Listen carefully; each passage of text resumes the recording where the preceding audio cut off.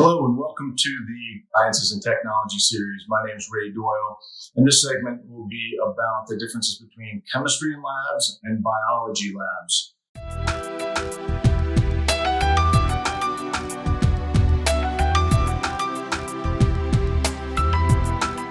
There are many differences, but if we start with the pharmaceutical industry, most of the drugs were developed through chemical synthesis, and they are considered small molecule drugs. Those drugs were developed and manufactured and produced through a chemical process.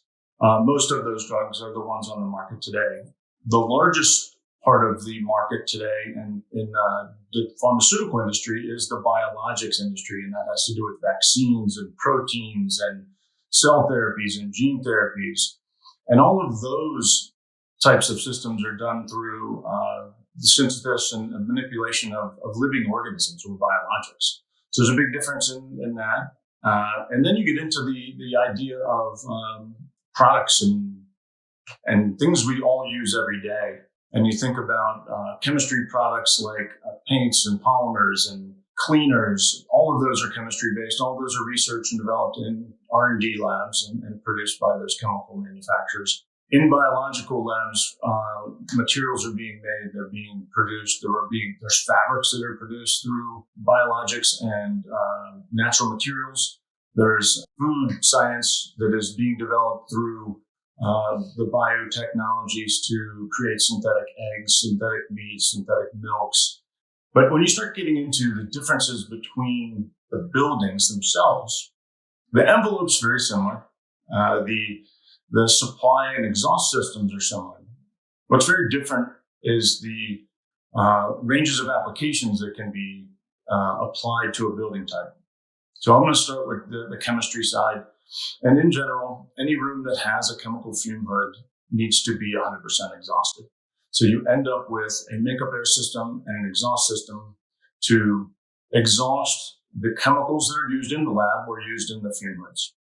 And for safety reasons, you would never recirculate that room to any other rooms in the event there was a spill or a loss of containment. You'd want it to be contained within the room and the fume hood to encapsulate that hazard.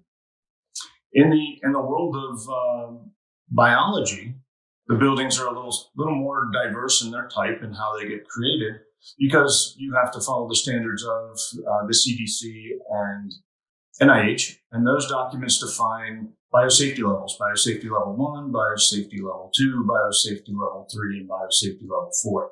And at its safest and simplest form, the biosafety level 1, in those labs, those R&D labs, you're going to find that they're using and manipulating molecules and cells on a bench or in an open hood in labs that have recirculated airflows. When you get to BL2, you typically will find most of those labs are defined with some have exhausted biosafety cabinets, and a lot of those spaces are now single pass where you could recirculate air from that room or an adjacent non-lab space.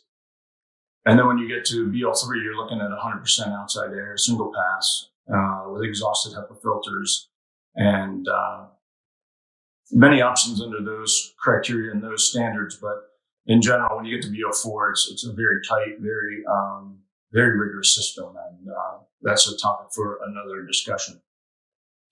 So in those building types, again, differences between biology and chemistry.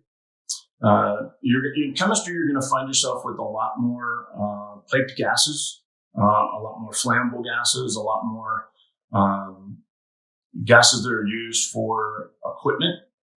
And in biology, you're primarily going to see things like oxygen and CO2. One of the similarities between chemistry and biology is that some labs are exhaust-driven, and some labs are load-driven, and some labs are air change-driven. So depending on the science being done in the space, if the exhaust is the driving factor, that will define how much air and how many air changes may be required. In some cases, it's the equipment where you have freezers, refrigerators, large heat-producing pieces of equipment like ovens and incubators that may actually produce enough heat to drive the load. In that case, you have a load-driven space. Both of those things need to be evaluated when sizing and determining the amount of outside air and the sizes for exhaust systems and makeup air systems. So there are those similarities when you talk about building types.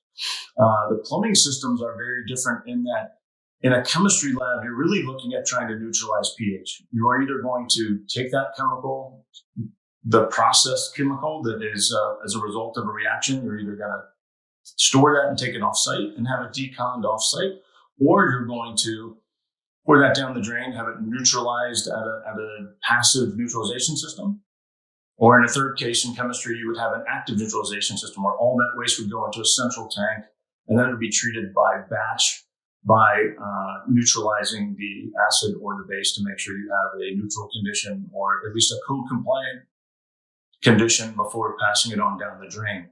In biology, the difference being you have live cells, and as the biohazard level increases from 1 to 4, usually between 2, at the beginning of a biosafety level 2 and into 3, you're going to start to consider the idea of either storing it and taking it offsite or creating a active kill tank system, which could be a chemical system, which would be spiking the pH to kill it, or you could have a kill system that's based on heat to store those live cells in a heated tank and then kill them and then render them ineffective before sending them down the drain. So there's some differences there in the world of plumbing. Power side of the world is very similar. You're going to find that a lot of those labs have redundant requirements. A lot of those labs have emergency power requirements. A lot of those labs have central UPS requirements. All depends on the science that's being performed in the space. So I hope that covers some of the differences. Looking forward to the next segment. Thanks.